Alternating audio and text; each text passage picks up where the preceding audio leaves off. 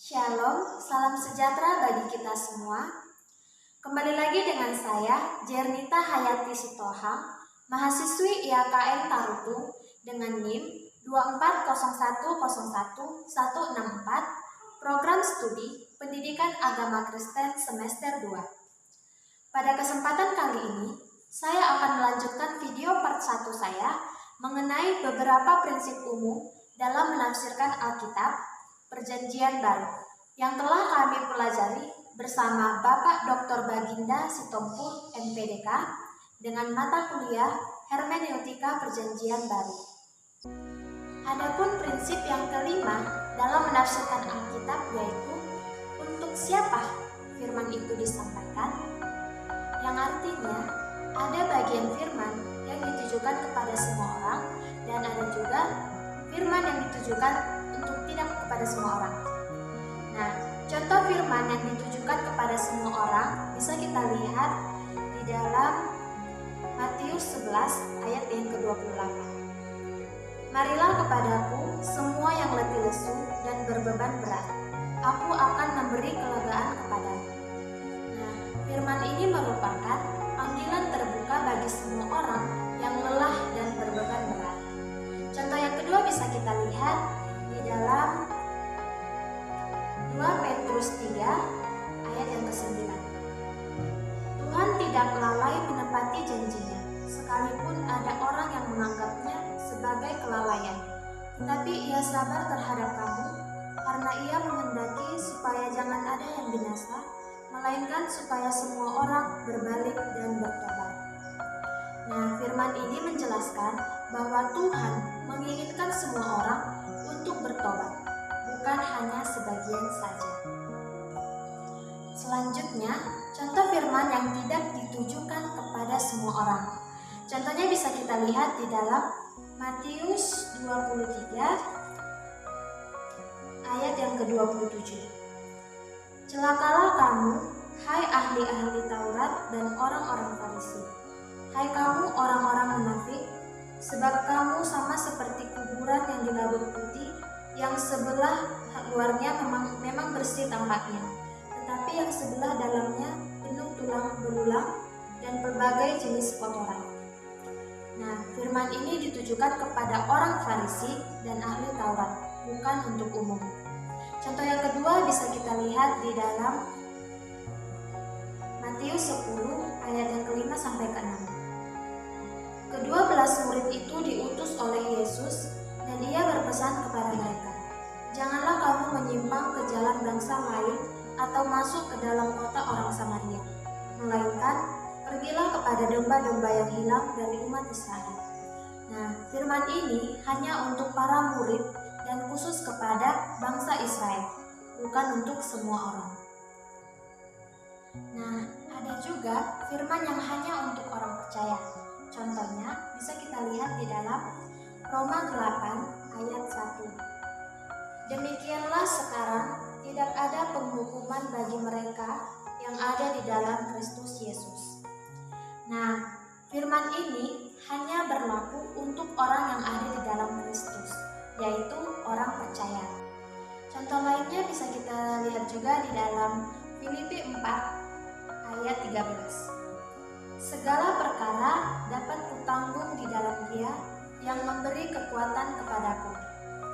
Nah, firman ini merupakan janji kekuatan hanya bagi orang percaya yang hidup di dalam Kristus. Ada juga contoh firman yang hanya ditujukan untuk orang tertentu. Contohnya bisa kita lihat di dalam Matius 16 ayat yang ke-18. Dan aku pun berkata kepadamu, engkau adalah Petrus, dan di atas batu karang ini aku akan mendirikan jemaatku, dan alam maut tidak akan menguasainya. Firman ini ditujukan khusus kepada Petrus. Contoh lain bisa kita lihat di dalam Matius 10 ayat 1. Yesus memanggil ke-12 muridnya dan memberi kuasa kepada mereka untuk mengusir roh-roh jahat dan untuk melenyapkan segala penyakit dan segala kelemahan. Firman ini merupakan perintah khusus kepada 12 murid, bukan untuk umum. Dan yang terakhir, firman yang hanya untuk individu tertentu dan hanya saat itu saja berlaku. Contohnya bisa kita lihat di dalam Lukas 1 ayat 13. Tetapi malaikat itu berkata kepadanya, "Jangan takut, hai Zakaria, sebab doamu telah dikabulkan, dan Elisabet istrimu akan melahirkan seorang anak laki-laki bagimu, dan haruslah engkau menamai dia Yohanes." Firman ini hanya untuk Zakaria, nubuatan tentang kelahiran Yohanes Pembaptis. Nah, contoh yang selanjutnya bisa juga kita lihat di dalam Lukas 1 ayat yang ke-30 sampai ke-31. Kata malaikat itu kepadanya, "Jangan takut, hai Maria, sebab engkau beroleh kasih karunia di hadapan Allah. Sesungguhnya engkau akan mengandung dan akan melahirkan seorang anak laki-laki, dan hendaklah engkau menamai dia Yesus." Firman ini merupakan pesan khusus kepada Maria, ibu Yesus, tentang kelahiran Yesus, yang dimana peristiwa tersebut hanya berlaku pada saat itu saja. Nah, prinsip yang keenam yaitu membedakan sudut pandang Allah dan sudut pandang manusia, yang artinya memahami Alkitab tidak lepas dari Allah itu sendiri. Meski unsur-unsur manusia juga harus diperhatikan seperti budaya, bahasa, pemerintahan, ekonomi, dan lain-lain. Karena Alkitab dihadirkan dalam unsur manusia dan unsur Allah. Contohnya bisa kita lihat di dalam 2 Korintus 12 ayat 9 sampai 10. Tetapi jawab Tuhan kepadaku, "Cukuplah kasih karuniaku bagimu, sebab justru dalam kelemahanlah kuasaku menjadi sempurna. Sebab itu terlebih suka aku bermegah atas kelemahanku, supaya kuasa Kristus turun menaungi aku. Karena itu aku senang dan rela di dalam kelemahan, di dalam siksaan, di dalam kesukaran, di dalam penganiayaan dan kesesakan oleh karena Kristus. Sebab jika aku lemah, maka aku kuat." Sudut pandang manusia yaitu kelemahan adalah sesuatu yang membuat seseorang merasa kurang mampu atau tidak cukup. Sedangkan sudut pandang Allah bahwa kelemahanlah yang menjadikan seseorang menjadi mampu, kuat, dan bersukacita di dalam hidup. Contoh yang kedua bisa kita lihat juga di dalam Filipi 1 ayat yang ke-29. "Sebab kepada kamu dikaruniakan bukan saja untuk percaya kepada Kristus, melainkan juga untuk menderita untuk Dia."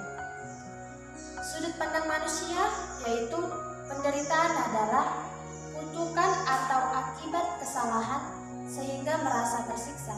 Padahal sudut pandang Allah, penderitaan menjadi bagian dari panggilan kepada orang percaya dan sarana untuk memuliakan Allah.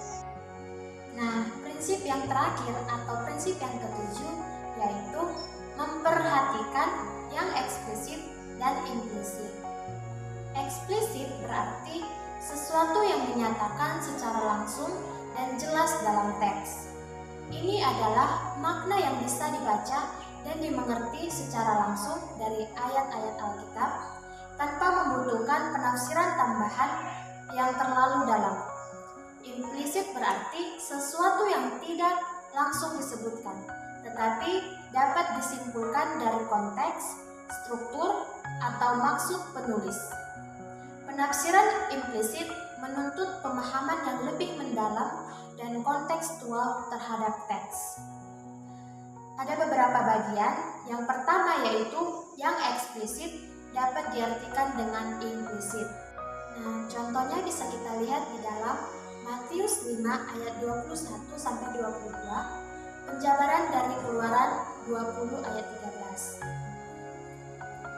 Matius 5 ayat 21 sampai 22 berbunyi, "Kamu telah mendengar yang difirmankan kepada nenek moyang kita, jangan membunuh. siapa yang membunuh harus dihukum. Tetapi aku berkata kepadamu, setiap orang yang marah terhadap saudaranya harus dihukum. Siapa yang berkata kepada saudaranya kafir harus dihadapkan ke mahkamah agama. Dan siapa yang berkata jahil harus diserahkan ke dalam neraka yang menyala-nyala. Nah, di dalam Keluaran 20 ayat 13 berkata, jangan membunuh. Penjelasan dari ayat ini yaitu ayat Perjanjian Lama secara eksplisit melarang tindakan membunuh. Namun, Yesus menambahkan lapisan makna secara implisit bahwa marah dalam hati pun sudah melanggar perintah itu. Ini memperluas makna dari membunuh ke akar sikap batinnya. Nah, contoh yang kedua yaitu bisa kita lihat di dalam Matius 5 ayat 43 sampai 44. Kamu telah mendengar firman, kasihilah sesamamu manusia dan bencilah musuhmu. Tetapi aku berkata kepadamu, kasihilah musuhmu dan berdoalah bagi mereka yang menganiaya kamu. Ayat ini merupakan penajaman dari Nats Imamat 19 ayat yang ke-18 yang berbunyi, janganlah engkau menuntut balas dan janganlah menaruh dendam terhadap orang-orang sebangsamu, melainkan kasihilah sesamamu manusia seperti dirimu sendiri. Akulah Tuhan. Nah, imamat tidak menyuruh membenci musuh. Itu adalah tafsir budaya Yahudi saat itu.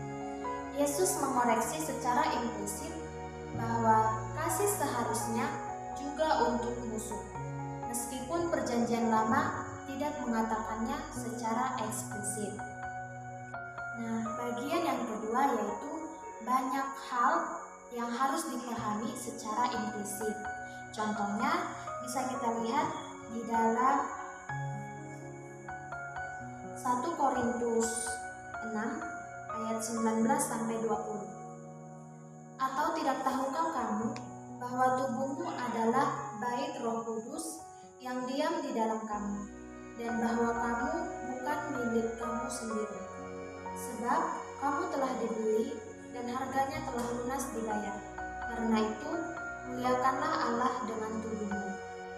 Nah, makna implisitnya, Alkitab tidak secara eksplisit melarang narkoba, alkohol berlebihan, atau gaya hidup yang tidak sehat. Tetapi, ayat ini menyatakan bahwa tubuh adalah tempat tinggal Roh Kudus. Jadi, kita wajib menjaganya. Maka, menyalahgunakan tubuh sama saja dengan tidak menghormati Tuhan. Contoh kedua bisa kita lihat di dalam Filipi 4 ayat yang ke-8. Jadi akhirnya, saudara-saudara, semua yang benar, semua yang mulia, semua yang adil, semua yang suci, semua yang manis, semua yang sedap didengar, semua yang disebut kebajikan dan patut dipuji, pikirkanlah semuanya itu. Makna implisitnya, tidak ada larangan eksplisit untuk menonton film tidak bermoral atau konten buruk. Tetapi ayat ini memberi prinsip hanya pikirkanlah dan isi pikiran dengan hal-hal baik. Artinya, menghindari konten negatif adalah bagian dari hidup Kristen yang sehat secara rohani. Nah, bagian yang ketiga yaitu pemberian makna implisit yang benar kepada yang eksplisit.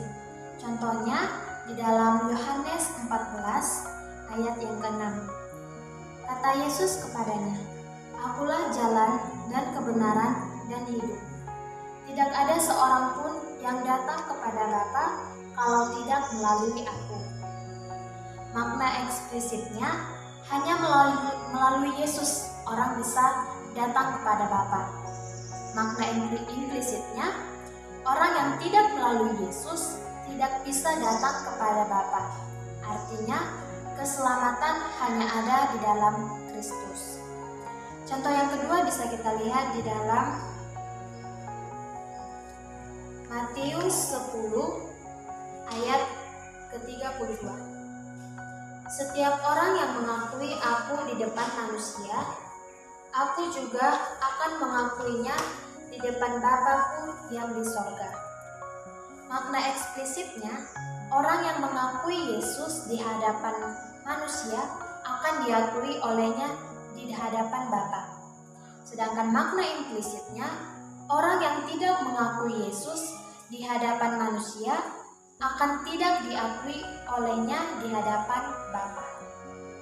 Dan bagian yang terakhir yaitu pemberian makna implisit yang salah kepada yang eksplisit.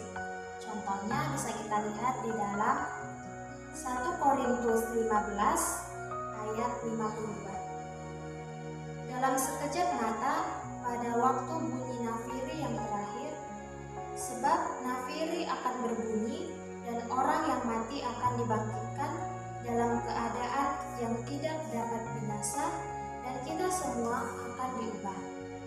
Nah, makna implisit yang salah, beberapa menafsirkan bahwa hanya pada satu waktu tertentu saja seluruh orang mati akan bangkit.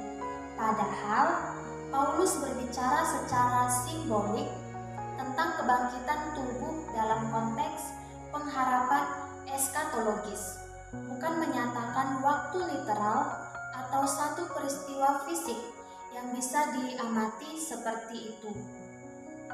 Contoh yang kedua yaitu bisa kita lihat di dalam Matius 19 ayat yang ke-24.